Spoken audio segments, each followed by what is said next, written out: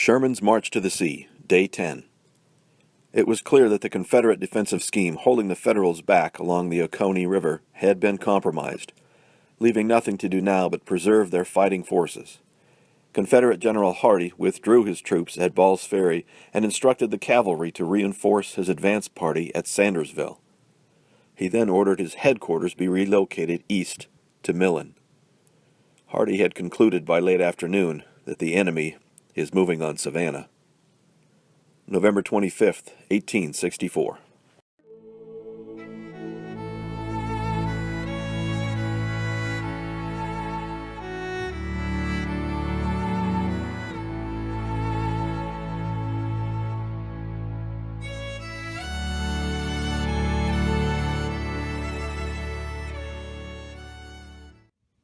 All right, back out at the Union camp with the e-trac today. And got a deep signal here. It was about 8 inches down. I got down to it and I think I know what it is. This will be a first.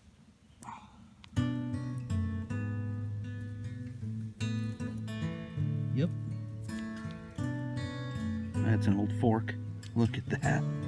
Wow. That's got some age to it. That is too cool. Probably used by one of the troops that was here. That's a sweet relic right there.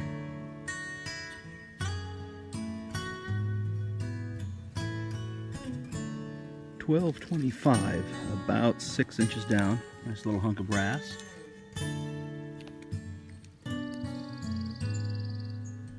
Looks like a toe tap.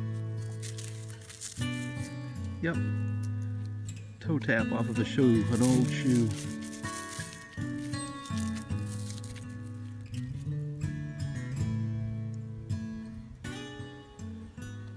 And I'm up against this log here. I got a 12-16 signal down here, pretty deep. It was about 7 inches, I'd say, all the way to the bottom of the pinpointer. Came out in the last handful, and I'm seeing a little edge here that does not look like a shotgun shell,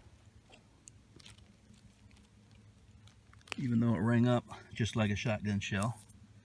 Yep, there's a shank. Oh man, that thing's heavy.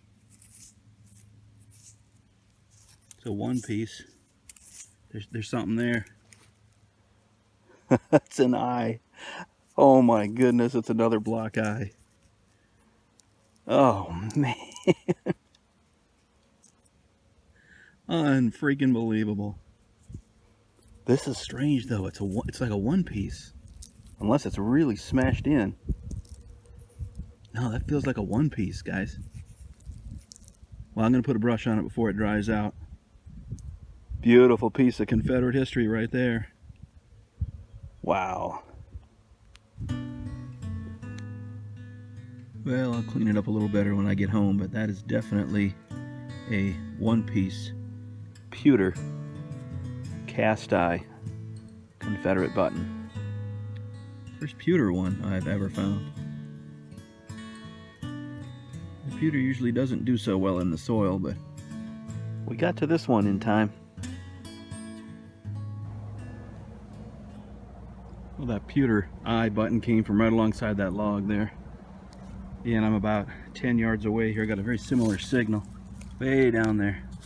Again, another 7 or 8 inches down.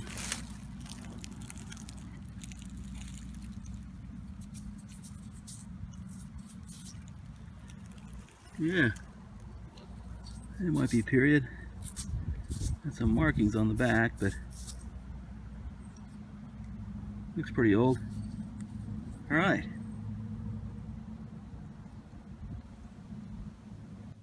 Well, I just pulled a hunk of iron out of the ground there. It was pretty deep. On my way down to it, found this. Look at that. That thing is old. It's an old bottle top. And I mean old. Whew, would love to find the rest of that.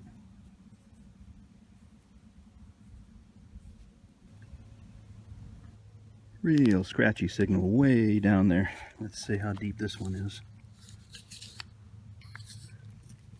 Yeah, it's pretty much the length of the pinpointer. So 9 inches.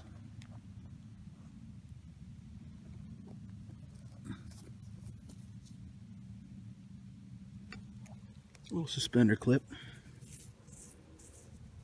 It's a nice shape, but it has some age.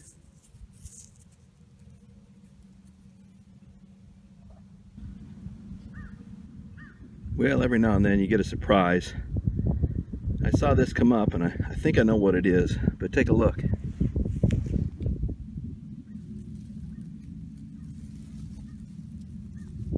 Oh man.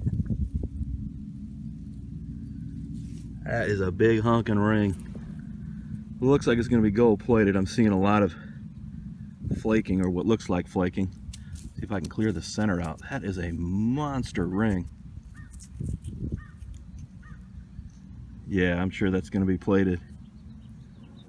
100% junk jewelry all around, but still, that's pretty cool. All right, we'll clean it up.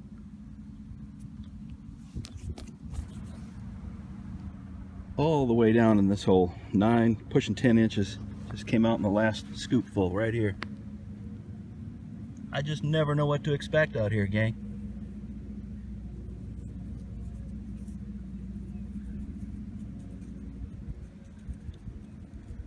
Looks like another junker, but it's a ring. Okay, let's do a quick wrap up from today's hunt. Started the day in the woods and made some really nice finds. Ended up out in the field and found a couple pieces of junk jewelry. You saw this one come out. This was real deep. Just a little brass ring that's gold plated. And then this other one, you'll get a kick out of this honker. This thing is huge. I still have to clean it up just a little bit. But you can see a couple items on the sides there. I was cleaning it up, trying to figure out what it said on the top. Check it out, gang. I am now a professional truck driver. That's right, professional truck driver. This looks like a class ring from one of those truck driving academies or something like that. Definitely brass and plated in 14 karat gold. At least that's what the markings on the inside say. So first I thought I might have had a class ring, but obviously it's just a big hunk of brass that's gold plated. So pretty neat find, but I guess I'm now a professional truck driver. So there you go. Again, the best finds probably came from the woods in the morning. Really the first hole I dug was this signal here. It was real scratchy, and obviously it's a piece of iron fork, an old 2-prong fork. The wooden handle would have gone here. It's in pretty rough shape, and I'm going to have to do some electrolysis on it, see if I can't preserve it. I really like it. I think it's going to display nice, and it's definitely a relic from that campsite, which obviously was occupied by both sides. The Confederates had it first, and then when Sherman's troops rolled through, they obviously spent some time there. There's an old blob top piece of glass that I found there. There was an old big hunk of milk glass also, and then this old piece of glass too. I don't know if these go together or not. I don't think so. Different bottles. I got the toe tap, a little suspender clip, and then this piece is kind of interesting. This originally went in my trash pouch. I thought it was can slaw until I cleaned it up just a little bit. You can see the lead backing here. And that's kind of how the old buckles and box plates were created. They wrapped brass around lead.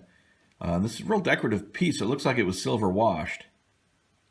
So not sure what it goes to. It might be some type of an ornate buckle or something. If you got any ideas, let me know. Again, it's just a small piece.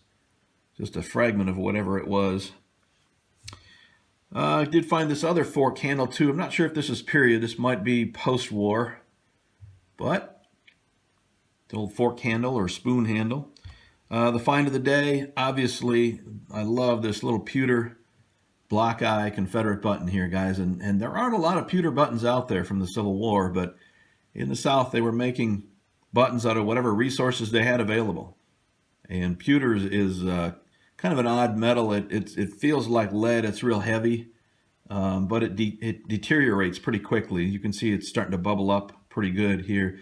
This little notch here on the end, I'm not sure that isn't just natural, a deformity in the mold. It just never filled that part of the mold. It doesn't look like it's decaying there at all. So I'm thinking that might be a little mold deformity, but it still has the shank on it, a little bit crumpled up.